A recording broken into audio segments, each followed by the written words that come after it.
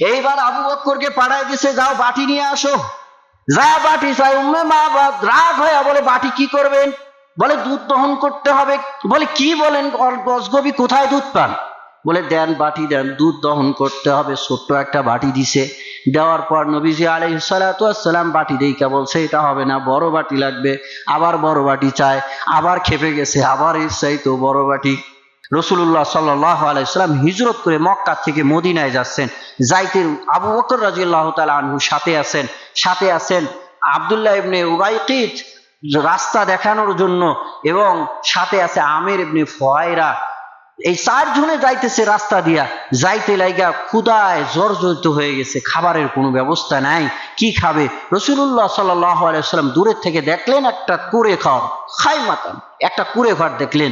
আবু বকর রাদিয়াল্লাহু তাআলা আনহু বলছে, ওই যে একটা কুঁড়ে ঘর দেখা যায়, চলো আমরা ওইখানে যাব, গিয়া কিছু আমরা খাবারের জন্য চাবো, দেখি যাই। তো রাসূলুল্লাহ সাল্লাল্লাহু আলাইহি ওয়াসাল্লাম সহ সবাই চলে গেছেন। যাওয়ার পরে আবু বকর রাদিয়াল্লাহু তাআলা আনহুকে বলতেছেন একটু নক করো। নক করার পর বের হয়েছে, নাম হচ্ছে আতিকা, প্রসিদ্ধ হচ্ছে উম্মে মাবাদ। তো উম্মে মাবাদ বার হওয়ার পরে আবু বকর রাদিয়াল্লাহু তাআলা আনহু বলতেছেন যে আমরা অনেক দূর থেকে মুসাফির হয়ে আসছি, আমাদের খাবারের কোনো ব্যবস্থা নাই, আমাদের একটু খাবারের ব্যবস্থা করে দেন। লাহমান আও তামরান, একটু খেজুর একটু বা গোশত থাকলে একটু আমাদের খাবার ব্যবস্থা করে দেন, আমরা ওটা কিনে নেব, এমনি এমনি নয়, কিনে নেব। উম্মে মাবাদ বলতেছেন, কি বলেন? আমাদের বাসায় তো কোনো খাবারের ব্যবস্থা নাই, আমরা না খেয়ে আছি। আমার স্বামী আবু মাবাদ সে সারাদিন বকরি চড়ায়, আর সন্ধ্যাবেলায় আসবে, আসার পরে অল্প অল্প করে বকরির একটু করে দুধ হবে, ওই দুধগুলো দহন করব, দহন করার পর ওগুলো আমরা রাত্রে খাবো, তাছাড়া আমাদের কোনো খাবারের ব্যবস্থা নাই। এই বলে আবু বকর রাদিয়াল্লাহু তাআলা আনহু নবীজিকে আয়েশা জানাইতেছেন, নবীজি আলাইহিস সালাতু ওয়াস সালাম ছাইতে দেখলেন একটা নার্ভাস বকরি। তখন আবু বকর রাদিয়াল্লাহু তাআলা আনহুকে বললেন, ও আবু বকর, যা বলো এই বকরিটা কার? মা হাদিসাত, এই বকরিটা কার? এই বকরিটার ব্যাপারে জানো? আবু বকর রাদিয়াল্লাহু তাআলা আনহু বলতেছেন, ওই মহিলা উম্মে মাবাদকে, এই বকরিটা কার? বলে আমারে। তখন নবীজি আলাইহিস সালাতু ওয়াস সালাম বললেন, তার থেকে ইজাজত নাও, আতাজানিনি হাদিহি শাত, উনি কি এই বকরিটা আমাদের দেবে নাকি? অনুমতি নাও। তখন উম্মে মাবাদ বলতেছে, এই বকরি দিয়া কি করবেন? বলে ওই বকরি দিয়ে আমরা দুধ দহন করে আমরা আজকে ক্ষুধা নিবারণ করব। উম্মে মাবাদ বলতেছে, এটা কেমনে সম্ভব? এটা তো একদম নার্ভাস, ও নিজেই চলতে পারে না, যার কারণে আমার স্বামী ওইটা বাসায় রেখে গেছে, চড়াইতে নিয়ে যায় নাই। ওই বকরির থেকে আবার দুধ কেমনে আসবে? নবীজি আলাইহিস সালাতু ওয়াস সালাম বললেন, ও আবু বকর, তুমি ইজাজত নাও, আমি দেখতেছি। অনেক পিরাফিরি করার পর উম্মে মাবাদ অনুমতি দিয়া দিছে। দেওয়ার পর নবীজি আলাইহিস সালাতু ওয়াস সালাম দোয়া করলেন। দোয়া করার পর ওয়া মাসাহা মিয়াদিহি জরআন, ওই নার্ভাস বকরিটার থনের মধ্যে হাত বুলাই দিয়েছে, ওয়া সাম্মাল্লাহ, আল্লাহর নাম নিয়েছে।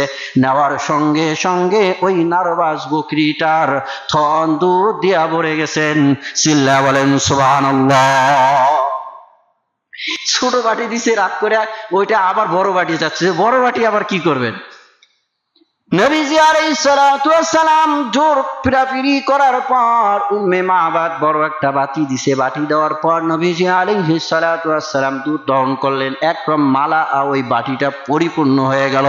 যাওয়ার পর নবীজি আলাইহিস সালাতু ওয়াস সালাম সর্বপ্রথম উম্মে মাবাদকে দুধ পান করাই দিলেন।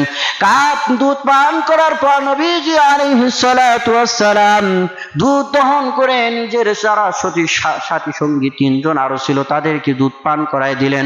এরপরে ওয়াশারিবা আখিরাহু, নবীজি আলাইহিস সালাতু ওয়াস সালাম সর্বশেষ দুধ পান করলেন। পান করার পর ওই বাটিটা আবার ভরাইয়া দুধ দিয়া নবীজি আলাইহিস সালাতু ওয়াস সালাম ওই জায়গা থেকে চলে গেলেন। এরপরে আবু মাবাদ চলে আসছে। আসার পরে ওই বকরির অবস্থা দেখে জিগায়, উম্মে মাবাদ কে এই অবস্থা কেন? দুধের বাটি দেইখা আশ্চর্য, দুধ কোথায় আসলো? ওই বকরির অবস্থা অন্য ধরন হয়ে গেছে, কারণ কি? তখন উম্মে মাবাদ বলতেছে, ও আমার স্বামী, আমি এমন একজন চেহারার অধিকারী দেখেছি, একজন যুবককে এমন অবস্থা এমন ভাবে দেখেছি, মুসাফির মানুষ আমার বাসায় এসেছিল, আমি দেখেছি, দরজা খুলে দেখেছি, এত সুন্দর চেহারার অধিকারী মানুষ আমি ইতিপূর্বে কোথাও কখনো দেখি না। ওই মানুষটা আমাদের এই কিস্সা কাহিনী সবকিছু শুনাই দিছে। দেওয়ার পরে আবু মাবাদ কি করলেন, বলে না, ওই মানুষের সাথে সাক্ষাৎ করতে হবে। কিতাবের মধ্যে এসেছে যে তারা চলে গেছে, হিজরত করে চলে গেছে, হাজারা ইলাল মাদিনা ওয়ালাকিয়াহু ওয়া আসলামা, এবং দুইজনেই মুসলমান হয়ে গেছে।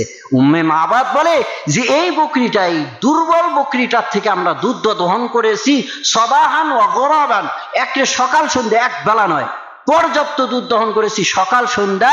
কতদিন পর্যন্ত, বলে উমর ইবনুল খাত্তাব রাদিয়াল্লাহু তাআলা আনহুর খেলাফতের জামানা পর্যন্ত এই বকরির থেকে আমরা দুধ দহন করেছি।